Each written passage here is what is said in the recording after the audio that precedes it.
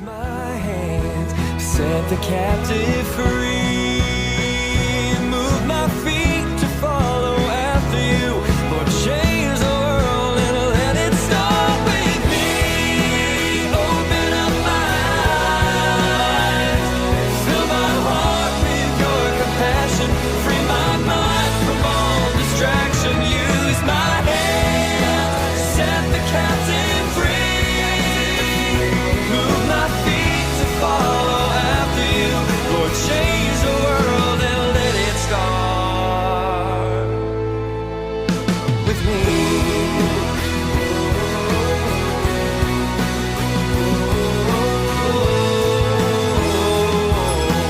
Let it start with me.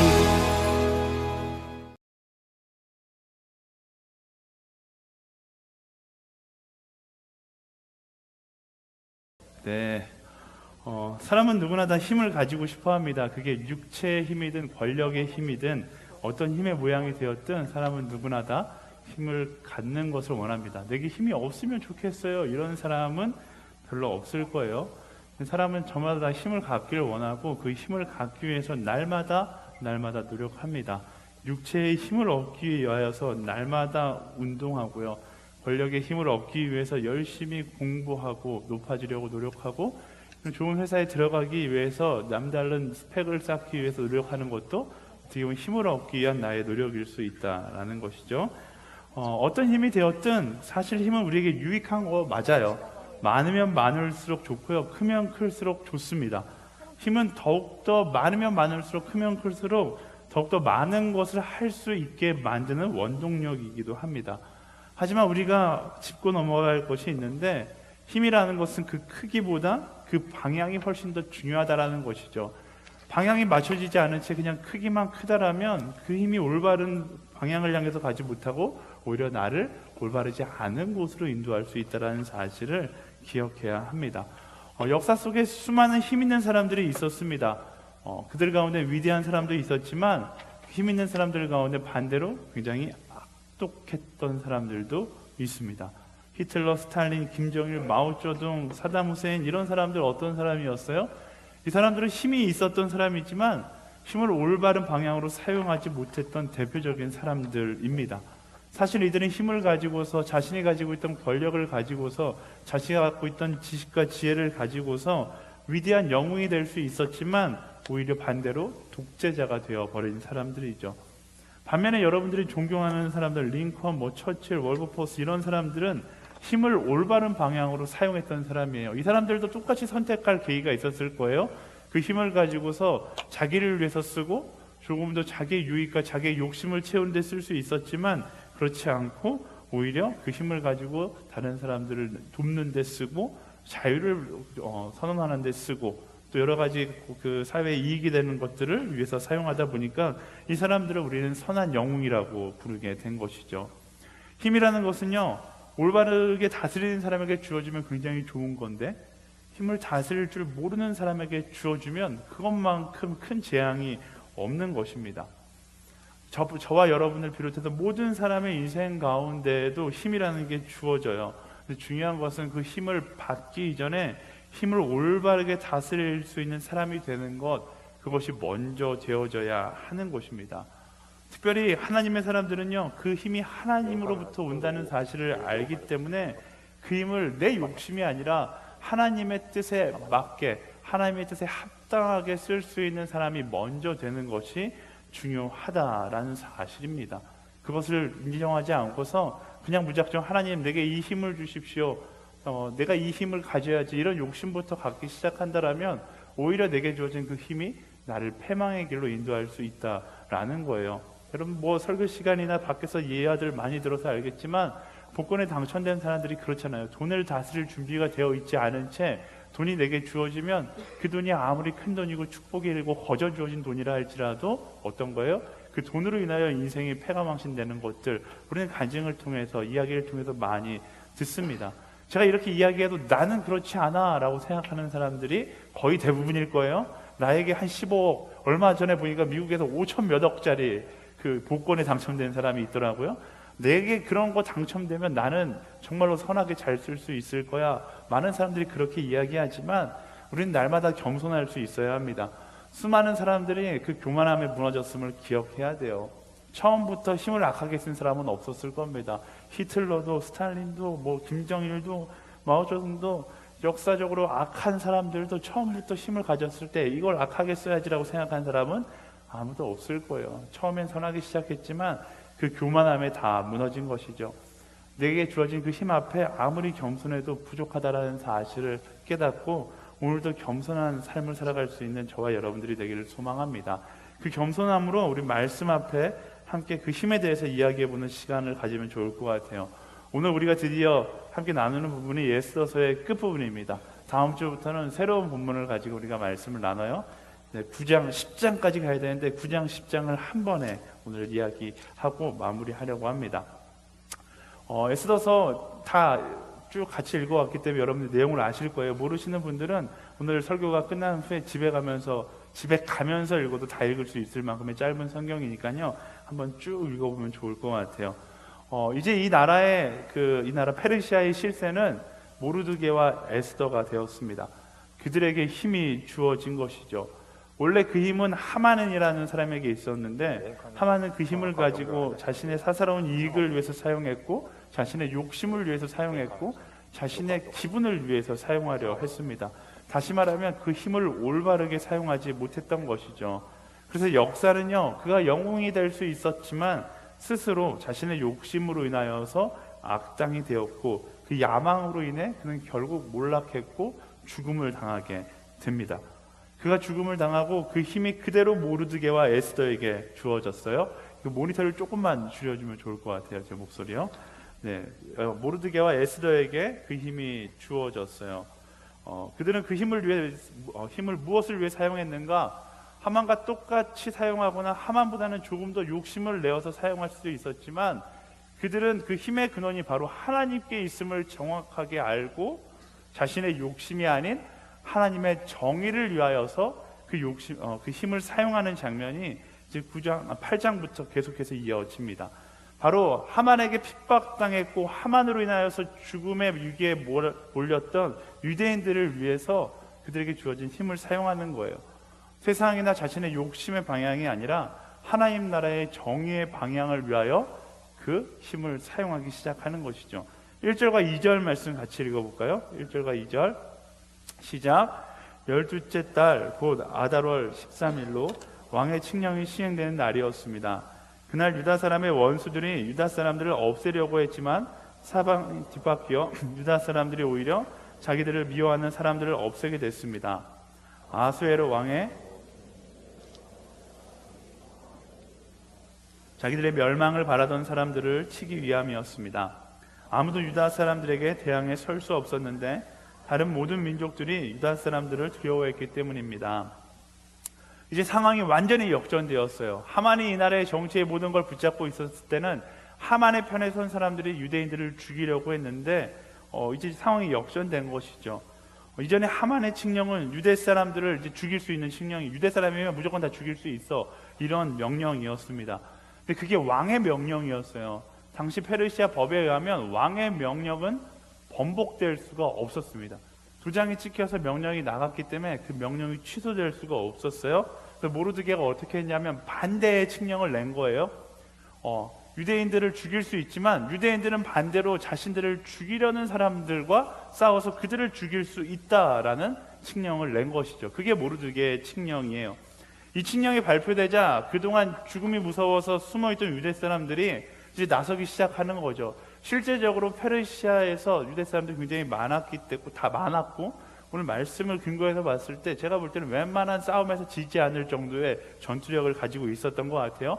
그동안에는 자신들이 피해자였는데 이제는 자신들도 맞서 싸워서 죽일 수 있다고 이야기하니까 법이 만들어지니까 자신들을 핍박하고 죽이려고 했던 사람들과 싸우기 위해서 이제 모이기 시작합니다.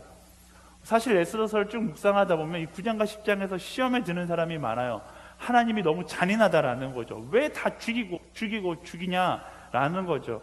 그도 그럴 것이 이 칙령이 시행되는 첫날에 수산 왕궁에서 죽은 사람이 500명이라고 이야기합니다. 그리고 그 다음날 300명. 이건 수산 왕궁에서만 죽은 거예요. 페르시아 전체에서 죽음을 당했던 사람들은 약 7만 5천 명이라고 이야기합니다. 사랑의 하나님인데 7만 5천 명을 죽이신다. 이거 너무한 거 아니니까 이스라엘 민족 너무나 복수를 맹렬하게 하는 거 아닌가라고 생각할 수 있죠. 하지만 이 죽음이 단순히 잔인한 장면은 아니다라는 사실을 우리가 말씀 가운데 발견할 수 있어야 돼요. 이건 복수극이 아니라 하나님 나라의 정의가 선포되는 장면인 것입니다. 유대인들이 맞서 싸웠던 사람들의 대상은 어떤 사람이었는가? 그냥 페르시아 사람, 페르시아 평범한 시민이 아니었어요. 에스더서 8장 11절에 칙령에 보면 이렇게 기록되어 있습니다. 함께 읽어볼게요. 시작. 왕의 칙서의 내용은 이러했습니다. 모든 성에서 유다 사람들이 모여 스스로 보호할 수 있는 권리를 허락한다. 만일 어떤 민족이나 지역이 유다 사람들을 친다면 그들을 멸망시키고 죽이고 여자와 어린아이와 함께 그 군대를 섬멸시키고 그들의 재산을 약탈해도 된다. 모르드게가 내린 명령에 의거해 보면요, 유대 민족이 맞서 싸웠던 사람들은 평범한 페르시아 시민이 아니라 유대인들을 핍박하고 죽이려고 했었던 악한 부류의 사람들이었다는 사실을 우리는 명백하게 알 수 있습니다. 유다 민족이 복수의 전쟁을 벌인 것이 아니죠. 무분별한 학살을 한 것이 아니라 하나님 나라의 정의의 전쟁을 벌인 거예요. 자신의 종교를 핍박했고 자신을 죽이려는 사람들과의 전쟁을 벌인 거예요. 성경의 그 의미로 찾아본다면 영적 전쟁 가운데 유대 민족이 하나님의 능력으로 인하여 승리하게 되는 장면이 바로 이 장면입니다. 그리고 그 전쟁의 결과가 수산상에서 죽은 800명과 페르시아의 악한 7만 5천 명의 숫자가 되는 거예요. 이 장면은 잔인한 학살을 넘어서 하나님의 나라의 정의가 승리하는 장면을 이야기하고 있는 것입니다. 우리 이 장면에서 그 잔인한 하나님을 묵상하는 것이 아니라 승리케 하시는 하나님, 마지막까지 하나님 편에 서 있을 때 악과의 전쟁에서 승리케 하는 그 하나님을 우리가 이 장면 가운데 바라봐야 하는 것이죠. 오히려 이 장면에서 우리가 가장 바라볼 수 있는 특징은요, 이스라엘 백성들, 유다 사람들의 당당함이에요. 하만은요, 자기의 힘으로 승리하기 위해서 온갖 수단과 방법을 가리지 않습니다. 자신의 허물을 덮기 위해서 왕을 속여야 했고, 꾀를 내어서 국민들을 속여야 했고, 거짓을 일삼아야 했습니다. 그래서 하만은 언제나 불안해했고 전쟁 가운데 당당하지 못했어요. 끊임없이 그의 인생은 누군가를 속이고 거짓을 일삼는 인생이었다는 것을 에스더서를 통해서 알 수 있습니다. 하지만 에스더와 모르드게 그리고 유대 민족은요, 9장 10장에서 보이는 그들의 모습은 매우 당당하다라는 거예요. 하만과 똑같은 힘을 가졌지만 그들은 매우 당당했었다라는 것입니다.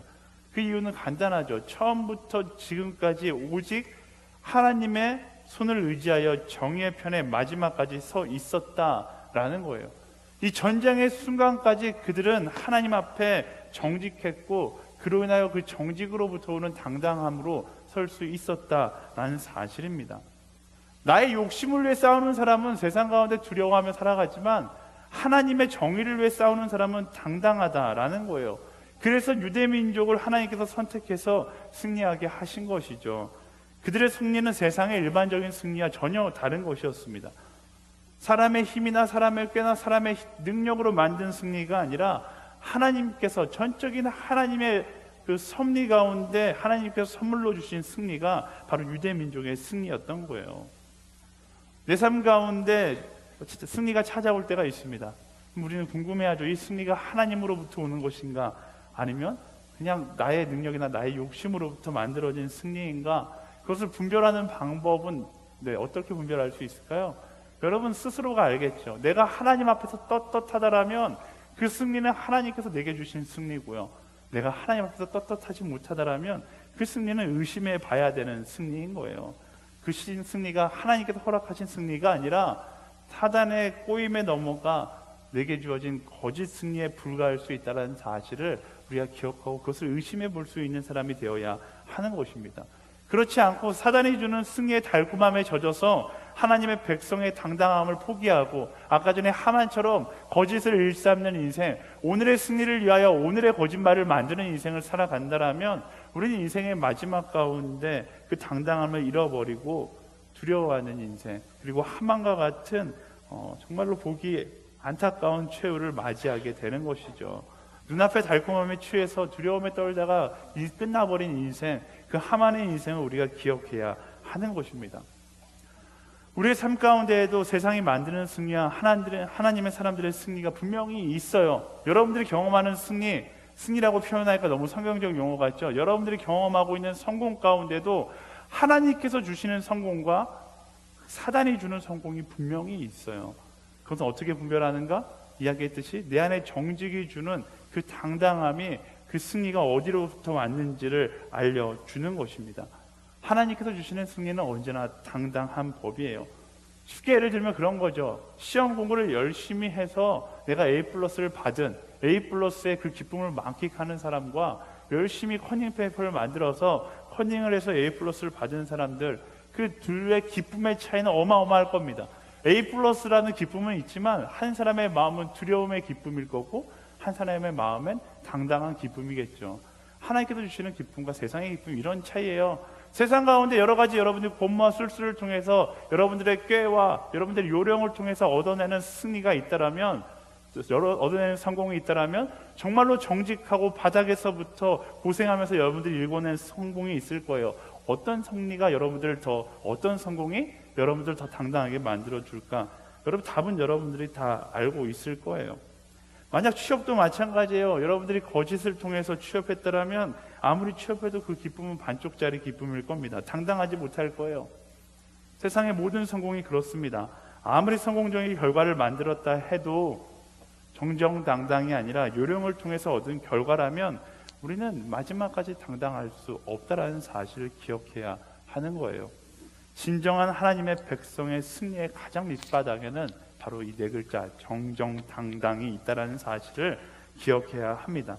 내 삶의 모든 영역에 나의 욕심이 아닌 하나님의 나라가, 하나님의 정의가 세워질 수 있도록 그 정정당당을 마음에 품고 살아가는 정직한 한 사람이 되기를 예수님의 이름으로 축원합니다. 아멘. 우리 옆 사람에게 선포할까요? 정직한 한 사람이 될지어다. 네, 마찬가지예요. 이 예배 시간에 우리가 말씀에 집중하고 내 정신을 온전히 깨워서 저 뒷문을 나가면 나 오늘 온전히 예배를 드렸어, 이 기쁨을 가지고 나가는 거고요. 어떤 사람들은 예배를 드린 기쁨에 그냥 취해서 나가지만 하나님 앞에서 진짜로 드렸냐라는 질문에 어떻게 했어요? 어떤 친구는 반 정도는 숙명과 함께 예배를 드렸다거나 반 정도는 핸드폰과 함께 예배를 드렸다라면 전문을 나가면서 우리는 정정당당하지 못하겠죠. 여러분, 한 사람 한 사람 모두 다 정정당당하게 예배의 기쁨에 젖어서 나갈 수 있게 되기를 예수님의 이름으로 축원합니다. 뜻하지 않게 여러분들 정지하고 있는 것 같아서 미안해요. 예배 참석한 여러분 그 마음만으로도 하나님께서 기뻐하실 것 같아요. 네, 어쨌든 하나님 앞에서 그 거룩함이 정직함이 참된 승리의 평안을 허락하게 된다라는 사실을 기억해야 돼요. 정정당당함만이 하나님께서 주시는 승리의 100% 온전한 기쁨을 경험하게 하는 것입니다. 그래서요, 대학생이라면, 그리스도인이라면 모든 삶의 영역에서 이 당당함을 잃지 않기 위하여 나의 삶을 거룩과 정직으로 채워나가는 사람이 되어야 하는 거예요. 마지막까지 하나님 앞에서, 사람들 앞에서 떳떳할 수 있는 사람이 되기 위하여서 내 삶의 모든 부분을 정직함과 거룩함으로 채워나갈 수 있는 그런 한 사람이 되어야 하는 것입니다. 만약 오늘까지, 지금 이 순간까지 옳지 않은 부분이 있다라면 그 부분에서 여러분들이 내려놓고 때로는 포기하고 정직함을 선택하며 나아갈 수 있는 사람이 되어야 하는 거예요. 그게 참된 그리스도인의 모습인 것이죠. 하나님께서 그것을 기뻐하세요. 그렇지 않고 계속 그 온전하지 못함을 내가 끌어안고 간다라면 여러분 평생 그것 때문에 여러분의 마음은 불안함 가운데 살게 되어 있을 거예요. 제가 대학교 다닐 때 정말로 아주 모험생적인 학생이 하나 있었어요. 저도 굉장히 바른 생활 사나이였지만 저보다 더 바른 생활 사나이 하는 한 크리스천 친구가 있었어요. 이 친구가 시험을 봤는데 이 친구가 A뿔을 받은 거예요. 이 친구는 저랑 달라서 A뿔을, 저도 성적표에 A뿔이 있는데 저는 1개 정도 있고 이 친구는 모든 과목이 다 A뿔인 친구였어요. 근데 이 친구가 어느 날 이제 성적이 발표되고 막 행복해하고 있는데 그 수업 시간에 손을 들고서 앞에 나가서 발표를 하는 거예요. 자기가 솔직하게 고백할 것이 있다라는 거예요. 다 궁금했어요. 저 범생이 무슨 얘기를 하려고 또 오늘 저렇게 앞에 섰을까 이야기했는데 이 친구가 그렇게 이야기하는 거예요. 정말 미안하게 됐다. 내가 이 과목에서 받은 A뿔에 대해서 할 얘기가 있는데 내가 정말로 보고 싶지 않았는데 내가 마지막 유혹을 이기지 못하고서 마지막 시험에 올 A뿔에 대한 욕심 때문에 이 시험에 제가 커닝을 해서 A뿔을 받았다라는 이야기를 학생들 앞에서 하는 거예요. 네, 모두가 다 박수를 쳐줬어요. 와, 정말로 좋다, 너 정말로 용기를 내서 훌륭하다라고 박수 쳐줬지만 그 박수의 몇몇은 제가 나보다 낮은 점수를 받겠구나라는 그런 박수였겠죠. 교수님이 이야기했어요. 그 교수님이 더 멋진 교수님이에요. 너가 커닝하지 않았어도 너는 A뿔이야 라고 이야기해 주는 거예요. 이제 그때 더 멋진 장면은 이 친구가 이야기하는 거예요. 교수님, 제가 커닝을 했다라는 그 사실 하나만으로 전 이 과목에서 F를 받아야 되는 학생입니다 라고 이야기하고 스스로 F를 선택하는 거예요. 근데 그때 그 모습이 굉장히 충격적이었어요. 충격적이었지만 멋졌고 멋지지만 따라하고 싶지 않은 모습이었죠. 근데 그리스도인은 그런 모습으로 살아가야 되는 거예요. 그 친구는요, 그 시간 그렇게 고백함으로 자신의 A+를 잃어버렸지만 그의 인생 가운데 가장 소중한 교훈과 가장 소중한 것을 얻었을 거예요. 그리고 더 이상 그 F가 그의 인생을 부끄럽게 만드는 것이 아니라 오히려 그 F는 그 인생 가운데 가장 자랑스러운 F학점이 되었겠죠. 그게 그리스도인의 결단의 모습이 되어야 한다라는 것입니다. 여러분의 삶 가운데 부끄러운 A+가 있다면 내려놓으세요.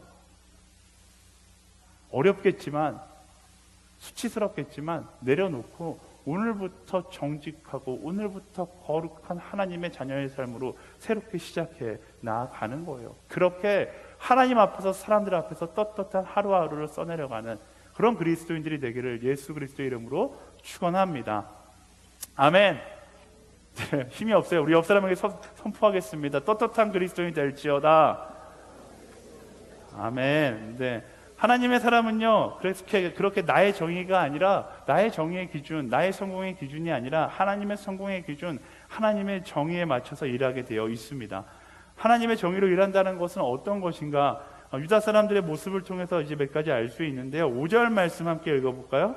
5절 말씀 시작. 유다 사람들은 칼로 모든 원수들을 쓰러뜨려 학살하고 멸망시켜 버렸습니다. 그들은 자기들을 미워하는 사람들에게 마음껏 갚아 주었습니다. 유다 사람들은요, 칼로 모든 원수들을 멸망시킵니다. 그리고 자기들을 미워하는 사람들에게만 그 심판의 칼을 들어서 그들을 죽였다라는 것이죠. 하만의 칼이 있고 유대 사람들의 칼이 있습니다. 하만의 칼이 자신의 권위를 자랑하기 위한 칼이었다라면 유다 민족의 칼은요, 정의의 칼이었다라는 사실을 이 장면에서 발견할 수 있어요. 하만의 칼은 언제 뽑혔어요? 그의 기분에 따라 뽑혔어요. 그가 기분이 좋지 않으면 뽑히고, 그에게 뭔가 나쁜 일이 생기면 그 칼을 뽑아서 사람들을 몰살시키려고 했고 죽이려고 했습니다. 근데 유다 민족은 어떻습니까? 사람들 중에 분별하여서 자신들을 죽이려고 했던 사람들을 찾아내어 그들만 멸망시킵니다. 그게 그 증거가 첫날에는 500명이 죽었고 둘째 날에는 300명이 죽었어요. 폭군들은 점점 더 많은 숫자를 죽이는데 이들은 점점 더 적은 숫자를 죽이고 있는 것은 그들이 분별하여 사람들을 하나님의 반대편에 서 있는 사람들을 처형하고 있다는 것을 알 수 있습니다. 그들이 힘에 취하거나 혹은 분노에 취해서 무분별한 살인을 하지 않습니다. 오직 정해진 법에 따라서 자신들을 공격하고 미워했고 자신들을 죽이려고 했던 사람들과만 싸워서 승리를 하고 있어요. 이게 하나님의 사람의 모습인 거예요.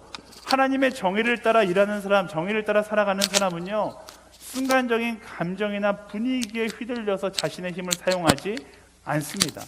힘이라는 것은 굉장히 분별 있게 사용되어야 하는 것이기 때문에 그 어떠한 때보다 더 분별력을 가지려고 노력하고 더 하나님의 법칙에 따라 사용하는 것이죠. 이 부분이 바로 힘을 사용할 때, 오늘날 우리에게도 마찬가지예요. 힘을 사용할 때 굉장히 중요한 포인트가 바로 이 부분입니다. 우리가 친한 친구들이랑 싸울 때가 있어요. 싸움은 거의 대부분 아주 분별력 있는 사람들은 싸움을 별로 하지 않아요. 감정적이거나 다혈질적인 사람들이 싸움을 하죠. 순간 막 이야기하다가 별것도 아닌 일에 감정에 막 휩싸여서 화를 쏟아내기 시작합니다. 자매들은 좀 덜한데 형제들은 화를 쏟아내다가 이기지 못해서 주먹 다짐을 하기도 해요. 제 허브대학부는 그나마 굉장히 수준이 높아서 설교할 때 굉장히 설교를 잘 듣고 있는데, 제가 중등부 전도사였을 때는 설교하다가 1년에 한 두세 번 정도는 갑자기 옆에를 막 후드로 패기 시작하면 설교하다가 내려가서 막 싸움 말리고 막 그랬던 기억이 나요. 그리고 싸우는데 막 이야기해보면 너 왜 싸웠어? 이야기 별것도 아니에요. 애가 자꾸만 내 팔을 툭툭 치잖아요. 막 이런 얘기예요. 애가 자꾸만 나를 간지럽혀요. 간지럽힌다고 주먹으로 사람을 패냐, 막 이제 이렇게 막 말렸던 그런 기억이 있습니다. 그냥 전형적인 감정에 휘둘리는 거죠. 아무것도 아닌데 분노의 감정에 막 이렇게 휘둘리니까 주먹부터 나가고 욕부터 나가고, 그리고 나서 시간이 지나고 나서는 내가 왜 그랬을까 후회하는 거예요. 전형적인 분노와 감정에 취해서 힘을 사용하는 사람의 모습인 것입니다. 물론 중학생들은 그 정도가 굉장히 얕아서 아무 때나 시도 때도 없이 주먹질을 하지만 우리도 마찬가지죠. 그들을 보면서 웃지만 우리도 시도 때도 없이 분노가 차오를 때 누군가에게 화를 쏟아내고, 누군가의 성질을 내고, 누군가를 미워하고, 누군가를 증오하고, 누군가를 뒷담화하고, 이게 대학생들, 우리 그리스도인들도 마찬가지죠. 성인들의 삶의 모습 아닙니까? 근데 말씀은 뭐라고 이야기합니까? 그 힘을 분별력 있게 사용해라 라고 이야기하고 있어요. 말씀 가운데 굉장히 재밌는 사실은요, 유다 사람들이 자기들을 미워하는 사람들에게 굉장히 재밌는 표현이 있어요. 마음껏 갚아주었다라고 표현해요. 마음껏 갚아주었다. 그들의 마음대로 했다라는 거예요. 놀랍지 않습니까? 그들의 마음껏 갚았는데 그 갚은 것이 무분별하지 않았다라는 거예요. 무슨 이야기인가? 그들의 마음껏 갚은 것이 하나님의 마음과 일치했다라는 거예요. 하나님의 마음을 품고 그들이 마음껏 갚으니까 분별력 있게 그 힘을 사용하고 그 힘으로 누군가를 심판할 수 있게 되었다라는 것입니다. 하나님의 사람은요, 그 힘을 사용하기 이전에 하나님의 마음을 품어 분별할 수 있는 사람이 먼저 되어야 하는 거예요. 그래서요, 더 큰 힘을 가진 사람은 더 큰 마음을 품기 위하여, 하나님의 마음을 품기 위하여 기도하는 사람이 될 수 있어야 하는 것입니다. 힘을 가진 사람이 해야 되는 거, 늘 언제나 기도함으로 하나님의 마음이 어디에 있는지 분별해내는 것, 그것이 힘을 가진 사람이 해야 되는 노력인 것이죠. 그렇지 않고 내가 가진 힘을 분노로 표출하고 내 감정을 표출하는데 다 사용해버리면 세상은 전쟁과 폭력으로 난무한 세상이 되어버릴 거예요. 얼마 전에 한 친구가 저에게 문자로 상담을 요청했어요. 근데 굉장히 착한 친구인데 밖에서는 잘 모르겠어요. 이런 문자였어요. 분노를 참지 못하겠다라는 거예요. 목사님 말씀대로 예수님의 마음 품는 건 알겠는데 사람이 이야기를 하다 보면 내 안에 분노가 치밀어 오르면 욕하지 않고 견딜 수 없고, 사람에게 화를 내지 않고 견딜 수 없다라는 거, 어떻게 해야 합니까? 라고 저에게 묻는 거예요. 목사님은 그럴 때 어떻게 합니까? 라고 이야기하길래 저는 그럴 때가 별로 없어 이렇게 대답해주고, 네. 그래도 지혜를 줬어요. 물론 저도 아예 없진 않아요. 그럴 때가 가끔 있습니다. 어렸을 때는, 저도 여러분들 때에는 막 다혈질이고 엄청 성질을 많이 내는 사람이었어요. 근데 하나님을 만나고 나서, 하나님을 만나고 난다고 해서 다혈질이 치료되진 않아요. 하나님을 만나도 여전히 저의 다혈질적인 성격은 남아 있습니다. 그런데 태도가 달라진 것이죠. 하나님 만나고 나서 분노가 좋은 것이 아니라는 사실을 깨달은 다음부터는 내 마음 가운데 분노가 치밀어 오르면 일단 그 자리에서 도망쳐요. 왜냐하면 분노가 치밀어 오른 채로 그 자리에서 이야기하기 시작하면 그 분노가 누군가를 다치게 하고, 제가 때린다는 게 아니라 누군가의 마음을 다치게 하거든요. 저의 말 한마디가 누군가의 마음에 상처를 주기 때문에 그것을 알고 있기 때문에 일단 그 자리를 피합니다. 저랑 갑자기 이제 아울리치 갔는데 갑자기 저랑 이야기하는데 목사님이 갑자기 사라진다 이러면 목사님 분노가 치밀어 오른 거예요. 잠깐 피했다가 5분에서 10분 정도 막 기도를 합니다. 하나님, 제 안의 분노가 다스려질 수 있기를 소망합니다. 다스려질 수 있기를 소망합니다. 다스려질 수 있기를 소망합니다. 그렇게 5분 정도 제 안에 기도하고 나면 하나님의 마음이 충전됐다라는 게 느껴져요. 그리고 어떻게 보면 제 마음에 하나님의 쿠션이 생겨서 다시 온화한 모드, 온화한 목사 모드가 돼서 다시 그 자리에 돌아갑니다. 그리고 이제 사랑해야지 하고 돌아오면은, 네, 알아서 다들 눈치 봐갖고 목사님 화났다, 잘해야 된다 이래갖고 다 잘해 주더라고요. 어쨌든 여러분들 마찬가지, 화를 내더라도 그냥 화를 내는 것이 아니라, 분노를 품더라도 그냥 분노하는 것이 아니라 기도하고 분노할 수 있는 사람이 되어야 하는 거예요. 힘보다 더 중요한 것은 그 힘을 사용하는 그 사람의 중심에 하나님의 마음이 있어야 한다라는 것이죠. 분노를 그냥 내뿜는 것이 아니라 하나님의 마음으로 그 분노를 덮고 그럼에도 불구하고 하나님의 마음을 통해서 나온다면 그것은 거룩한 분노가 되겠죠. 하지만 내 육신의 감정에 쏟아져 나오는 분노를 그냥 쏟아내는 우리가 되지 않아야 하는 것입니다. 저는요, 그래서 화가 날 때 제가 이 찬양을 부르는 거 굉장히 좋아해요. 주님 마음 내게 주소서, 주님 마음 내게 주소서. 나를 향하신 주님의 뜻이 이루어지도록 주님 마음 내게 주소서. 이 찬양의 기도가 여러분의 삶 가운데에서도 날마다 고백되어지게 되기를 예수님의 이름으로 축원합니다. 요즘 대학생들 덥고 짜증나는 이 시기에 나를 짜증나게 하는 사람에게 분노가 치밀어 오를 때가 있어요. 그러면 어떻게 해야 돼요? 내 마음을 부여잡고 이 찬양을 부르는 거예요. 주님 마음 내게 주소서, 주님 마음 내게 주소서. 이게 굉장히 효과가 있는 방법인 것 같아요. 출애굽기에 보면 모세가 그런 얘기를 해요. 모세는 당대의 가장 온유한 사람이라는 이야기를 해요. 저는 그걸 묵상하면서 재밌는 생각이 들었어요. 모세가 쓴 글인데 모세가 당대의 가장 온유한 사람이다. 이상하다라는 생각이 들었어요. 물론 그냥 거룩한 상상이지만 그때는 이제 1인칭을 3인칭처럼 쓰는 게 유행이었기 때문에 그렇게 썼겠지만 그냥 저는 그렇게 말씀을 묵상했어요. 모세가 화가 날 때마다 스스로에게 외쳤던 거죠. 나는 당대의 가장 온유한 사람이다. 나는 온유한 사람이다. 나는 온유한 사람이다. 네, 우리도 마찬가지예요. 분노가 치밀어 오를 때 외치는 거예요. 나는 겸손한 사람이다. 나는 주님의 마음을 품은 사람이다. 주님 마음 내게 주소서를 부르면서 주님의 마음으로 그 분노를 잠재울 수 있고 분별할 수 있는 저와 여러분들 되기를 예수님의 이름으로 축원합니다. 더군다나 굉장히 중요한 말씀 포인트인 것 같아요. 우리 옆 사람에게 이야기하겠습니다. 주님의 마음을 가진 사람이 될지어다. 이렇게 이야기해 줄까요? 아멘. 네, 하나님의 정의를 따라 힘을 사용한다는 것은 바로 이 주님의 마음을 품는 것으로 시작합니다. 그래서 항상 기도함으로 그 마음을 간직할 수 있어야 되고요. 또 그 다음에 우리가 해야 할 것이 있습니다. 10절 말씀 함께 읽어볼까요? 10절 말씀 시작. 그들은 함무다다의 아들인 유다 사람의 원수 하만의 10 아들들이었습니다. 그러나 그들은 물건에는 손을 대지 않았습니다. 네, 굉장히 중요한 포인트입니다. 이 장면에서 놀라운 사실 한 가지를 발견할 수 있는데 하만의 아들들을 다 죽였지만 그들의 물건에는 손을 대지 않았다라고 이야기합니다. 손을 대지 않았다. 법이 그랬을까? 그렇지 않아요?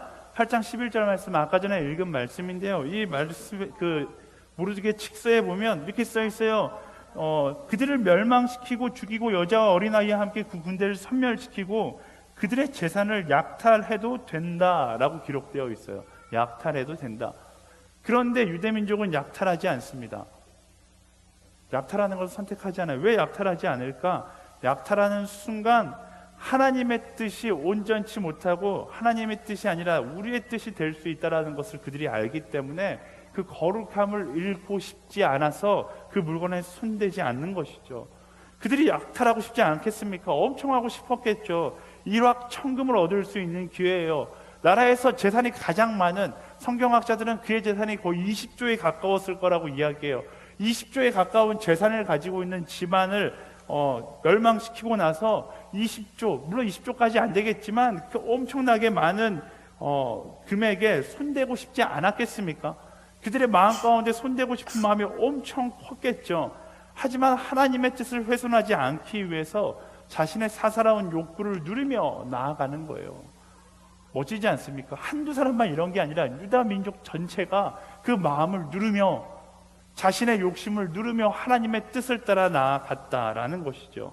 이것이 바로 하나님의 정의를 위해 자신의 욕구를 사용하는 사람의 자신의 욕구를 다스리는 사람의 모습이자 선택인 거예요. 내가 원하니까 한다가 아니라 하나님의 온전한 뜻을 위해 내 욕심을 누를 수 있는 하나님의 온전한 뜻이 훼손되지 않기를 위해서 내 욕심을 누를 수 있는 사람이 되어야 한다라는 것입니다. 올바른 힘을 사용한다는 것은요, 끊임없이 욕심과의 싸움을 통해서 온전히 하나님의 뜻이 드러나게 하는 것을 의미합니다. 내게 주어진 힘을 내 욕심을 채우는 데 사용하는 것을 당연하게 여기는 것이 아니라 온전히 하나님 나라의 영광을 위해 쓰이기 위해서 살아가는 사람이 되는 것, 그것이 바로 그리스도인들이 선택해야 되는 선택이다라고 말씀이 이야기하고 있는 것입니다. 말씀을 묵상하면서 그런 생각이 들었어요. 어쩌면 그리스도인들에게 가장 큰 어려움, 가장 큰 싸움은 다른 것에 있지 않다. 바로 이 나의 욕심과의 싸움에 있다라는 생각이 들었어요. 나의 힘을 가지고 나의 욕심을 채울 수 없다? 너무나 힘들고 억울하게 느껴집니다. 내 쾌락과 내 욕심이 눈앞에 보이는 사람에게 나를 위해서 이 힘을 쓸 수 없다라는 것은 너무나 안타깝고 힘든 선택이에요.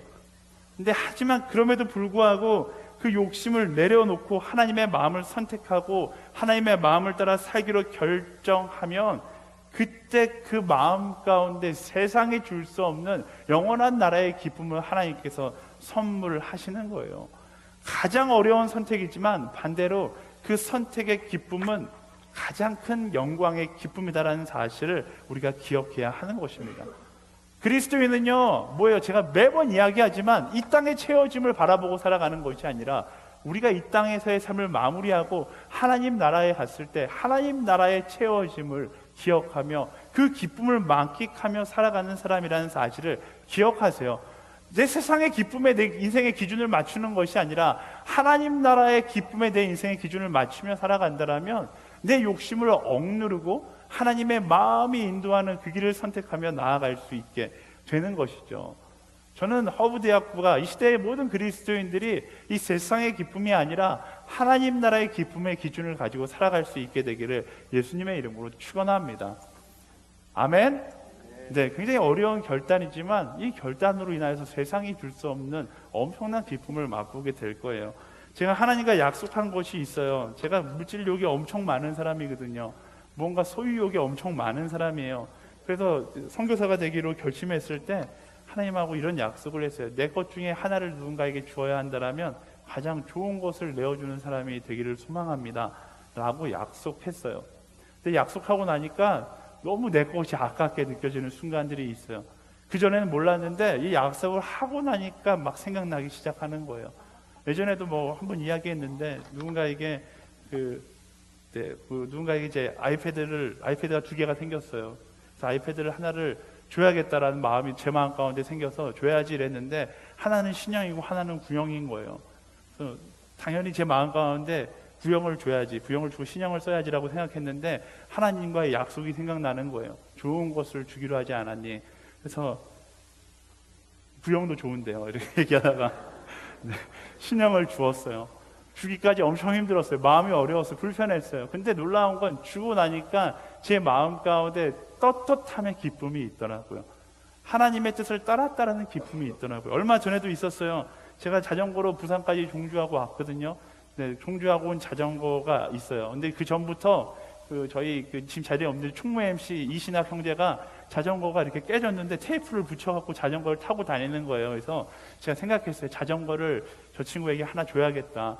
자전거가 집에 2대가 있으니까 한 대 줘야겠다라고 생각했어요. 그리고 그 자전거를 사갖고 부산까지 갔다 오면서 이 자전거 이제 내가 써야지라고 생각했는데 그리고 집에 있는 꽂은 자전거를 이신학 형제에게 줘야 되는데 서울에 도착하는 순간 하나님께서 저에게 또 말씀하시는 거예요. 좋은 자전거를 줘야 되지 않겠니? 라고 하시는 거예요. 제 마음 가운데 굉장히 안타까웠지만 이 마음이 변하기 이전에 먼저 제가 카톡으로 문자 메시지를 보냈어요. 신아가 이 자전거 가져라고 이야기했어요. 네. 이런 기준을 가지고서 가져라고 이야기하는 순간 제 마음 가운데 아깝다라는 생각이 들었을까요? 말하기 전까지는 아깝다라는 생각이 들었는데 말하고 나니까 하나님 앞에서 떳떳한 선택을 했다라는 그 떳떳함의 기쁨이 있는 거예요. 세상 가운데는 절대로 체험해 볼 수 없는 그런 기쁨을 경험하게 하시더라고요. 이게 하나님의 법칙을 따르는 사람들에게만 주어지는 기쁨이 아닐까 싶습니다. 세상 사람들은 자신의 욕망에 채워지는 기쁨을 경험하면서 살아가요. 그것이 정말로 큰 기쁨이라고 생각하는데 여러분 다 경험해봐서 알잖아요. 그 기쁨을 채워지고 나면 그 기쁨은 아주 잠깐이에요. 더 크고 더 좋은 것을 갖지 못한 사람의 그 아쉬움 때문에 또다시 걱정하고 근심하고 불평불만의 인생을 살아갑니다. 하지만 하나님 나라의 기준을 가지고서 하나님 나라의 관점으로 살아간다면 그러면 우리는 하나님께서 부어주시는 참된 기쁨을 경험할 수 있게 되는 것이죠. 그래서 세상의 사람들이 누리는 기쁨과 하나님의 사람들이 누리는 기쁨은 차원이 다른 기쁨이에요. 왜? 이 땅에서의 기쁨과 하나님 나라에서의 기쁨, 비교할 수 없는 그 갭이 있기 때문에 그런 것이죠. 자신의 욕망과의 싸움에서 승리한 기쁨, 그것이 바로 하나님 나라의 참된 기쁨입니다. 하나님의 사람, 욕망과의 싸움에서 날마다 승리하게 되기를 예수님의 이름으로 축원합니다. 그 하나님 나라의 기쁨을 여러분들이 경험하게 되기를 소망해요. 우리 옆 사람에게 이렇게 축복하겠습니다. 하나님 나라의 기쁨을 경험하게 될지어다. 이렇게 축복할까요? 아멘. 네, 말씀을 정리하겠습니다. 네, 하나님의 섭리 속에서 당당할 수 있는 사람은요, 하나님의 섭리를 믿고 신뢰함으로 마지막까지 말씀을 따라 살아가는 사람입니다. 마지막까지 말씀을 따라 99%가 아니라 100% 말씀을 따라 살아가는 사람이에요. 그렇게 말씀을 따라 살아가는 사람은요, 세상 속에서 당당할 수 있습니다. 우리가 왜 그 당당함을 잃어버렸습니까? 우리가 말씀을 따라 살아가지 못하면 그 당당함을 잃어버려요. 욕심을 따라 살아가고 내 능력을, 나의 욕심을 쓰면 당당해질 것 같은데, 어깨 피고 살 것 같은데, 우리의 어깨는 점점 더 좁아지고 우리의 당당함은 점점 더 심해지기 시작합니다. 근데 반대로요, 말씀을 따라 온전히 그 말씀을 따라 살아가면 좁게만 느껴지던 나의 어깨가 펴지고 초라하게만 느껴졌던 나의 모습이 당당하게 변하기 시작하는 거예요. 유다 민족이 아하수에로 왕의 통치 속에서도 당당했고요, 하만의 그 협박 속에서도 당당했고, 이 전쟁 가운데서도 당당할 수 있었던 이유는요, 그들의 삶을 이끄는 기준이 세상의 법이 아니라 하나님의 법이었기 때문에 그렇습니다. 그리고 그 하나님의 법 앞에서 그 거룩함을 지켜나가는 것이 세상의 기쁨으로 설명할 수 없는 하나님 나라의 기쁨을 그들 가운데 있게 만든 것이죠. 저는 여러분들에게 정말 매일같이 거룩 정직에 대해서 이야기하지만 아무리 이야기해도 부족하다고 생각해요. 거룩함을 아는 사람이 하나님 나라의 진정한 기쁨을 경험할 수 있기 때문에 그래요. 거룩함을 아는 사람이 세상 가운데 당당한 그리스도인이 될 수 있기 때문에 그래요. 또한 유대민족은 자신의 분노나 감정에 치우쳐 행동하지 않았습니다. 분노나 감정이 자신을 다스리려고 할 때 그들은 기도했고 하나님의 마음을 따라 행동했습니다. 부정적인 감정의 지배를 받기 이전에 하나님의 마음을 먼저 구하는, 그런 기도하는 사람들이 되세요. 부정적인 감정이 내 마음에 찾아올 때에 누군가를 욕하고 싶어하는 마음, 뒷담화하고 싶어하는 마음, 누군가를 향해 소리 지르고 싶어하는 그 부정적인 사단이 던지는 속삭임에 나의 마음을 빼앗기는 것이 아니라 그 순간 하나님의 이름을 부르짖고 하나님의 도우심을 구함으로 내 마음을 하나님의 마음으로 디펜스, 완전히 채워버리는 거예요. 그리고요, 유대민족 사람들 자신들의 욕심과의 전쟁에서 승리하는 모습을 보잖아요. 세상의 쾌락의 기쁨보다 욕망을 이겨낸 하나님의 사람으로서의 거룩의 기쁨이 더 크고 더 기쁘다라는 사실을 알았기 때문에 가능한 거예요.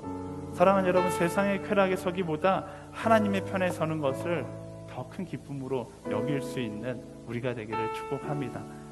사랑하는 여러분, 세상 앞에 당당하기 위해 오늘도 거룩한 선택을 하며 나아가는 여러분들이 되십시오. 주님의 마음을 품기 위해서 여러분의 마음을 믿는 것이 아니라 주님의 마음을 품기 위하여 여러분의 마음을 내려놓고 오늘도 기도하며 나아가는 한 사람으로 살아가십시오. 그리고 하나님의 사랑의 기쁨을 누리기 위하여 오늘도 욕심과 싸움하는 그 영적 전쟁을 벌이는 한 사람의 인생을 살아가는 거예요. 거룩하세요, 기도하세요, 그리고 욕심과 싸우세요. 만약 우리가 일주일을 그렇게 보낸다라면 저는 우리의 예배가 달라질 거라고 생각해요. 우리의 모임이 달라질 거라고 생각합니다. 이 예배에 나왔을 때 우리는 더 큰 위로와 기쁨을 누리게 될 거예요. 그리고 또한 세상 가운데 우리 그리스도인 더 큰 도전을 주며 살아갈 수 있을 것입니다. 세상에 도전을 주는 하나님 나라의 진정한 그리스도인, 바로 저와 여러분들이 되어야 하지 않겠습니까? 하나님의 마음을 품고 하나님의 법을 따라 나의 욕심과 씨름하며 세상에 도전을 주고 하나님의 위로를 참된 기쁜 위로로 받아들일 수 있는 한 사람, 바로 오늘 예배에 함께 참석한 여러분 모두 제가 되기를 소망합니다. 그러기 위해서 어떻게 해야 될까요? 우리의 마음 가운데 하나님을 초청하고 우리 마음 가운데 함께 하신 그 하나님과 함께 나아가야겠죠? 함께 찬양할까요? 주님 마음 내게 주소서, 내 아버지 주님 마음 내게 주소서, 나를 향하신 주님의 뜻이 이루어지도록 주님 마음 내게 주소서, 주님 마음